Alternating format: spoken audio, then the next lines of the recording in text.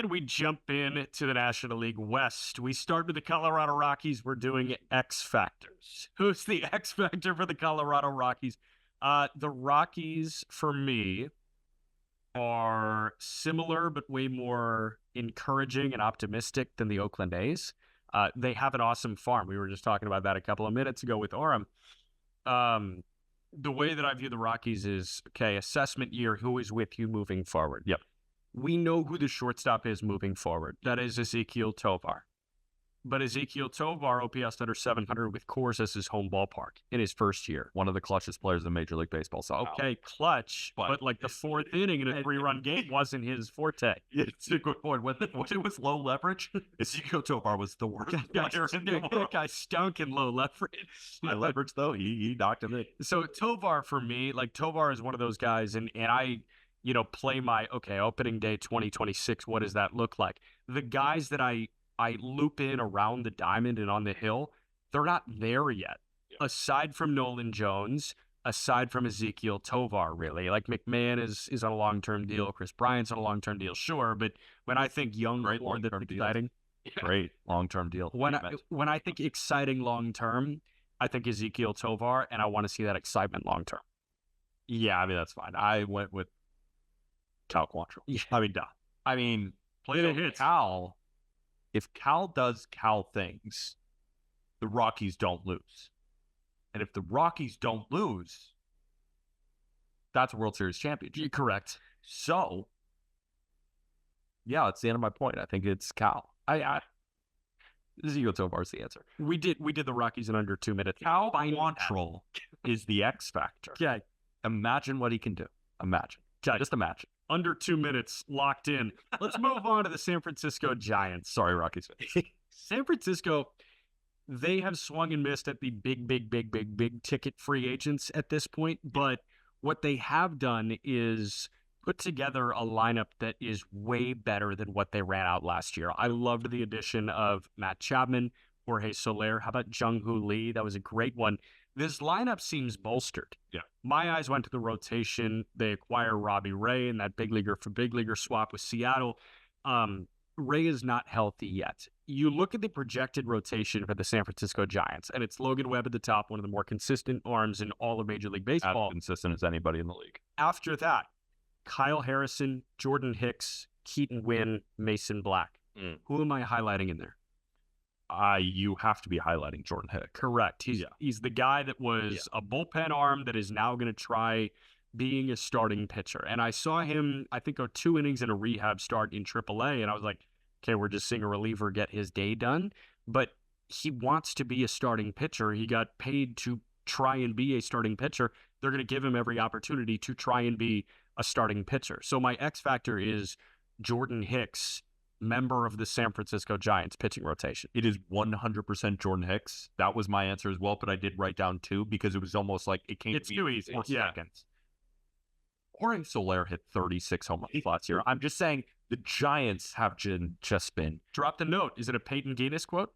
Peyton Guinness quote. I'm forgetting the last time the Giants had a 30 home run guy. 2004 Barry Bonds. Barry Bonds is the last one from Peyton Guinness. Shout out Peyton. If he hit 36 home runs last year. With Chapman, when you look at hard hit rates and all that kind of stuff, it's like, I mean, this guy could hit 40 home runs with the way he hits the ball. He just doesn't hit the ball. He's not going enough, and he doesn't make contact side enough. He doesn't make contact enough. I just don't see one of these Matt Chapman seasons with the potential at 40, but I certainly do with Jorge Soler. It doesn't matter what ballpark he's sitting in. You're saying, well, he's going over to Oracle, right? It's such a huge stadium. He hit 36 with ease in Miami, right? And Arms talked about this before. He's a guy with a back thing. If you're playing him in the outfield a ton, count your seconds and not minutes. Count your seconds because he's going to get injured. Yeah. And he's even admitted that. So playing him in a DH-only role, it's probably a reason why they got rid of J.D. Davis. So if he can stay healthy, if he can get you 550 plate appearances, I'm seeing 35 home runs because it doesn't matter the ballpark. And that is so impactful for the Giants because, again, since 2004, they haven't had that big bopper. With you. All right. Jordan Hicks is the answer. Jordan Hicks is the answer. 100%. we moved to the Arizona Diamondbacks, and it is tough. I went to someone that has absolutely zero star power. I look at the lineup and I feel very comfortable with the lineup. Mine's a pitcher. Yeah, mine's a pitcher. There's one soft spot. It is shortstop. Geraldo Perdomo was an all-star, but that was because of the first month. Lawler's You've got there. Lawler right behind him. That's my thing. So the lineup, I think, is really good. I go to the rotation. I feel, for better or worse, great about Zach Allen. I feel great about Merrill Kelly. And then you've got Eduardo Rodriguez, who you just signed a big money. After that, Brandon Pfaadt, we know he's going to be a consistent presence. So I go down to the 5 spot in the rotation.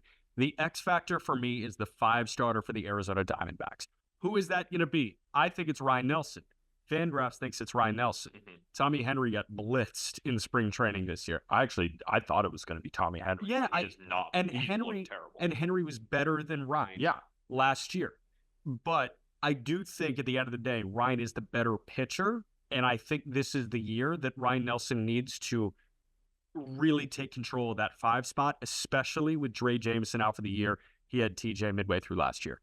100%. You can make an argument, right? I didn't pick Ryan Nelson because I think one of Ryan Nelson and Tommy Henry is going to be fine. It could be overselling it. So maybe I'm overdoing it. My X factor is Brandon Pfaadt. And right, because you're saying you expect him to be this consistent force. And I guess I expect the same, but I think there's so much upside. This was one of the top ranked pitching prospects by both you and Aram because he was playing at altitude and still led the minor leagues in strikeouts. Then he comes up, puts up a 9.82 ERA in May and June. Just looked. I mean, the home runs per 9, it was bombs away. I remember I bet on him the first game he pitched against the Rangers. Yeah. And I think he gave up 100 runs. It was batting practice. And I was shocked. I couldn't believe it. Yeah. But then in the second half, right, he gets better and better and better. And then we get to the postseason, and then he takes off. So the reason he's my X factor, where is that rocket going? Does it keep going up? Does it plateau? Does it go back down? That's why I feel like he's such an X factor, because he has the ability to be a strong 2, but he also has the downside of, all right, Ryan Nelson, Tommy Henry, or Brandon Pfaadt, who's getting these innings? Yeah. So that's why I viewed Brandon Pfaadt, because I think in the Diamondbacks' current rotation, obviously Gallen has more upside, but I think Pfaadt is second in upside. Yeah. Over Kelly. Kelly's better. But in terms of what they could Kelly be at floor is ridiculous. Then that's why he's legit. And for 2024 exclusively, you could make the argument that Erod has a higher ceiling of what could be than Pfaadt. I just think Erod's going to be the definition of average. So like you view Erod and Merrill Kelly in a similar light. No, Merrill Kelly's better. I think so too. But Merrill Kelly's the definition of above average. So you view what they could do at the best possible outcome as similar. Yes. Just be pretty good. Yeah. Yeah. So I'm with you. Pfaadt is very volatile, and that is what can make him an X factor. We got 2 more teams, and then Walker Buehler, we are going to tie a bow on it with the Dodgers is segue, right? Pretty good. When you can manufacture that transition, you just do that transition. I think it's a pretty good one. But we will do the Padres, the team that just beat a Korean team in an exhibition, 1-0, and had no extra base hits. Pete Guinness, another one of the guys, did a replay of that video. Go check out his TikTok Big League Analysis. I was watching the game. I was like, it's embarrassing. 1-0. I mean, I'm really excited. And then you look at the Dodgers. Yeah, they won 14-3. I'm really excited for Glasnow, Darvish, and I'm really excited. I'm more excited for Yamamoto, Musgrove. Yeah. Just because we get to watch him. Yeah, correct. And Musgrove. Yeah, I mean, look back at Musgrove. I love Musgrove. That's crazy. I love Musgrove. But I have concerns, and I don't have concerns about anybody at the top of that lineup. I love Ha-Sung Kim, that he's opening the season in Seoul. I love that for him. Do we have the same X factor? We might. Let's see. Love Ha-Sung Kim. Xander Bogaerts is always going to be good offensively. Manny Machado, Fernando Tatis Jr., I think, puts up a 6-win season, 6.5-win season, maybe more. He's that kind of guy. Jackson Merrill, the rookie in center field. Yeah. Merrill will make his big league debut at 6 a.m. Eastern, at 3 a.m. Pacific, which is where his future home will be up watching to see what he can do. Merrill is learning center field. He was a guy that was playing shortstop, got some run at the corner. All of a sudden, he's playing center in spring training, and he makes the opening day roster. He is like the best option out in the center field, especially if Tatis is going to play right at the platinum glove level. Can Merrill hit enough at this young of an age? He's a top 20 prospect in baseball for a reason. Merrill's my X factor. He's not even 21 years old. I know. It's crazy. That's a really good one.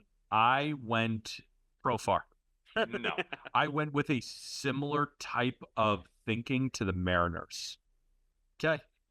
Mariners have had a hole at second base, which what feels like a decade or more. Yeah. Right, or since Cano. When's the last time the Padres had a good catcher?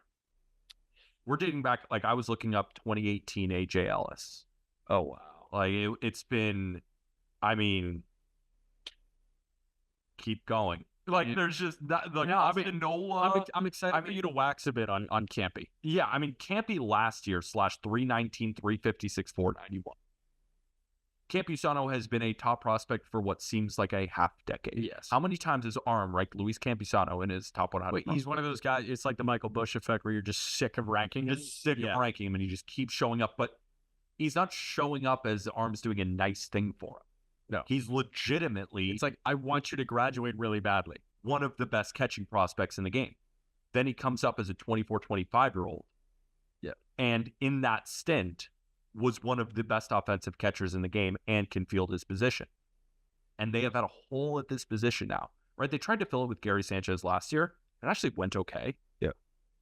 But if they can have a legit catcher, a 25-year-old who's like, all right, Campusano's our catcher for the next half decade, hopefully more. That is huge for the Padres because Preller, he's bringing in new pitchers every day. Just brought in Dylan Cease. Like, you need a guy who could just stick there, and he's your guy. The best pitchers are throwing to this catcher every day. There's not a backup, and the starter gets injured or traded, and it's just a roller coaster of catchers. Luis Campusano is the catcher, and if he can have this great season, which I think both of us think that he can, the Padres are set up the middle. Right? You're talking about Merrill in center, Kim and Bogarts, Campusano and Merrill up the middle for, they signed Bogarts for 50 years. Like that's their second base. Well, and Merrill, I guess 6. Yeah. So that I think is so important for the Padres moving forward in their development as a team and this current Padres team. I like that pick a lot. And the Padres, wouldn't you know it, they retooled again. They have, a top 5 farm system in all of baseball again. So is it top 5? Probably. Wow. Salas, Snell, even after the whatever you want about Preller, he's one of the best scouts ever. Yeah. How does he do it every year? I mean, dude, like since they unloaded it, it's Merrill, it's Snelling, it's Salas, Lesko, Dylan Head. I mean, even throw a guy like Pauly, Marcy. Like, I'm missing they're starting third baseman right now. And they just moved Zavala, Drew Thorpe, and Iriarte. It didn't matter. It's crazy. So they still may be borderline top. And remember, they sent that enormous package, one of the biggest packages in MLB history, maybe the biggest, for Juan Soto. Correct. Right? They gave up James Wood. They gave up Robert Howe. Wood, Gore, who still had Gore. Gore had already graduated. Abrams still had prospect status, I think. Hassel, yep. Harleen Susana. That's crazy. It's interesting. And they could just retool.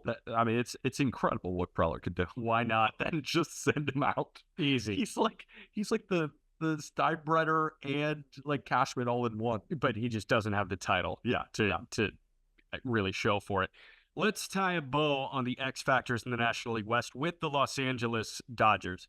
We expect them to be one of the best, if not the best teams in baseball. They just added Shohei Ohtani out of 7. Be one of the best teams. They'll be one of the best. Yeah. But my thing is like, okay, if the Astros add Snell, they may be the best team in baseball. As of right now, I think on paper, I like the Braves more than I like the Dodgers. Yeah, that's a great debate. I was going through both rosters, trying to figure out who I think is better. It's a really good debate, but we're split hairs. So again, one of the best teams in baseball. I'm just trying to be safe. I'm not trying to be fake Lord here. Good. So who do you pick out of one of the best teams in baseball? For me, it's the guy that hit 35 homers 2 years ago. Like, it's Teoscar Hernandez. If he can recapture the production that he had in Toronto, I mean, dude, he from 2020 to 2022. 3 years. Yeah.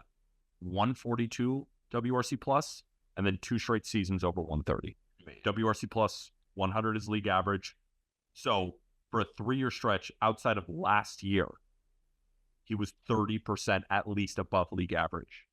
And now he's the 7 hitter. He's just a forgotten guy. I mean, what if he's in the 5th hole? He could drive in 115 runs. Yes, he can. He can drive in 100 from the 7 spot easily. I mean, if he's good,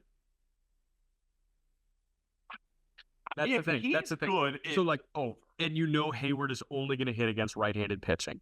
You mentioned Lux in the car. I did. I get it, but Teoscar, because Teoscar, we know it's in the tank. The reason I didn't pick Lux is if Lux is bad, it does not matter. It doesn't matter. But I think if Teoscar isn't good, that does matter. Yeah. I think his bat will be important because you go through the top of their lineup and it's just absurd, right? You go Mookie, you got Ohtani, Freeman, Will Smith, Muncy. But then what? That's why I think when you go through the Braves and the Dodgers roster, you're like, well, like Chris Taylor's okay. Hayward can be okay, right? Well, what do they get from Miguel Vargas or Lux? Like, what are these guys? So if Teoscar in the 6 hole, in the 7 hole, can be a 115 WRC plus guy, let's cut the difference between what he was in Toronto versus Seattle last year, where he put up a 105 WRC plus. If he splits the difference, say goodnight, because then he's just elongating a lineup that the first 5 are already going to put up 3 or 4 runs every game. So if the bottom of the lineup is putting up 1 or 2, they're auto 5 to 6 a game. And then the pitching, it's like I was going to say Gavin Stone, maybe. If Gavin Stone never throws a single pitch, they'll be fine. Yeah. So I think they'll be okay. They'll be fine. So I just couldn't pick a pitcher. Has to be Teoscar. Yeah, I think so too. All right, that concludes our X Factors. You've got all 30 teams now. We did AL and NL East last Wednesday, AL, NL Central last Friday, and today you've got AL and NL West. We're going to wrap a bow on the show with Walker Buehler. Before that, one more break.